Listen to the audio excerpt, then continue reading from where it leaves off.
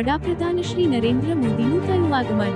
તેમના અત્યાધુનિક હેલિકોપ્ટરમાં સુરત ખાતે બનાવેલ હેલિપેડ પર શાંતિપૂર્ણ રીતે થયું લેન્ડિંગ. પછી તેમની શોભા યાત્રા નક્કી કરેલ રૂટ પ્રમાણે સભાના સ્થળ સુધી આવી પહોંચી હતી. દર વખતની જેમ તેમણે તેમના અંદાજમાં ભાષણ આપ્યું.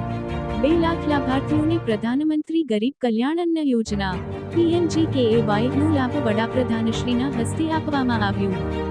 સૌને અન્ન સૌને પોષણ ના સંદેશ સાથે PM યોજના ગરીબ કલ્યાણ અન્ન યોજના અંતર્ગત અને ગંગા સ્વરૂપા સહાય દિવ્યાંગ સહાય યોજના અંતર્ગત તમામ બહેનો મળી રહે તેમ તેમણે જણાવ્યું.